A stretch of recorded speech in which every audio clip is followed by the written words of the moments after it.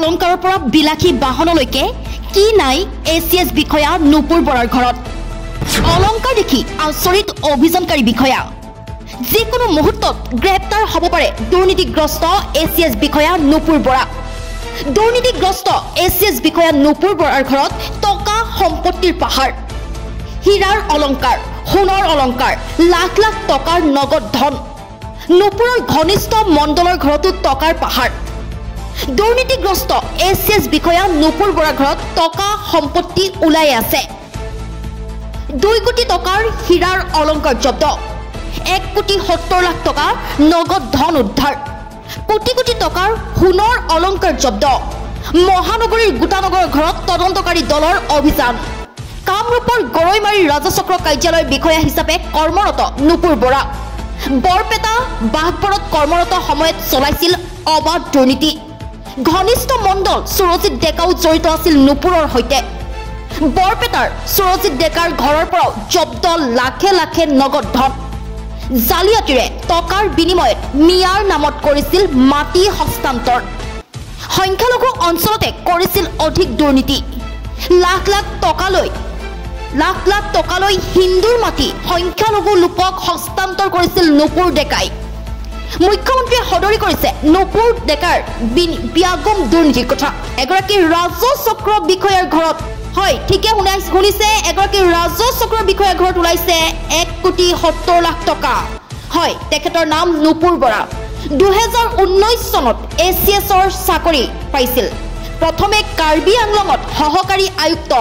তাৰ পিছত বৰপেটাত ৰাজচক্ৰ বিষয়া আৰু এতিয়া গৰৈমাৰীত ৰাজচক্ৰ বিষয়া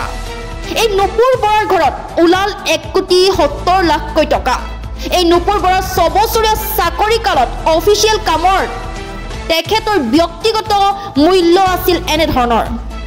চিঠত নামজাৰি কৰিলে প্ৰতি বিঘাত 30,000 টকাৰ পৰা 40,000 টকা উত্তৰাধিকাৰী হিচাপে নামজাৰি কৰিলে প্ৰতি বিঘাত 7,000 পৰা 10,000 টকা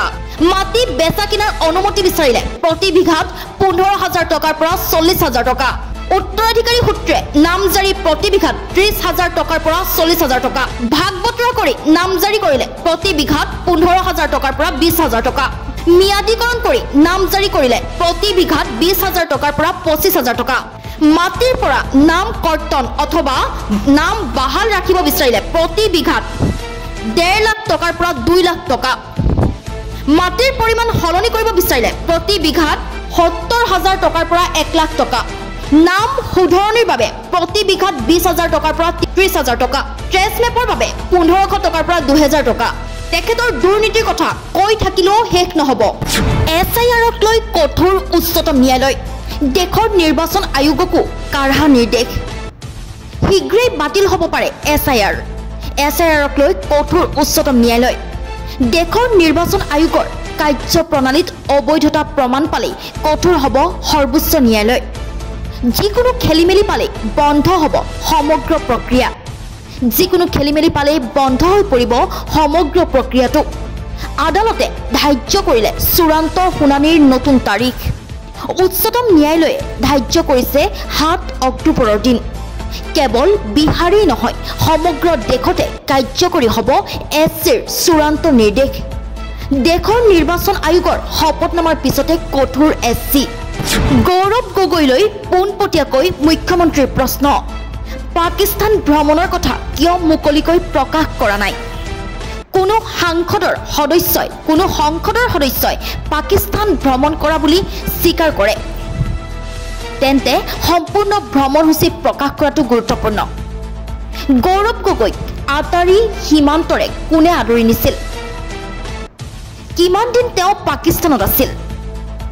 কি চৰকাৰী কাৰ্যসূচী লৈ পাকিস্তানলৈ গৈছিল কেন্দ্ৰীয় চৰকাৰক গৌৰৱ গগৈ কিবা তথ্য জনাইছিল নে নাই শত্ৰু দেশলৈ এবাৰ ভ্ৰমণ কৰিলে ব্লেকমেইলিং কৰা আৰম্ভ কৰে সংবাদ মাধ্যমত বহি 80টা মানুহৰ আগত কলেই কথা শেষ হৈ নাযায় 3,50 লাখ মানুহৰ আগত ক'ব লাগিব গৌৰৱ গগৈৰ বিয়া হোৱাৰ লগত পাকিস্তানৰ কি সম্পৰ্ক মানুহ বিয়া হৈ সুইজাৰলেণ্ড আমেৰিকা কাশ্মীৰ যায় কোনোবাই বিয়াৰ পিছত পাকিস্তানলৈ যোৱাৰ কথা শুনিছে নেকি অৱশ্যে এই প্ৰশ্নটো একাংশ সংবাদ মাধ্যমে কৰিব নোৱাৰে কাৰণ তেওঁলোকৰ বাবে জাতিতকৈ বিজেপিক পৰাস্ত কৰাটো অধিক গুৰুত্বপূৰ্ণ এছআইটিৰ প্ৰতিবেদনত আৰু বহু কথাই প্ৰকাশ পাব গৌৰৱ গগৈলৈ পোনপটীয়াকৈ এনেদৰে প্ৰশ্ন উত্থাপন কৰিছে মুখ্যমন্ত্ৰী ডক্টৰ হিমন্ত বিশ্ব শৰ্মাই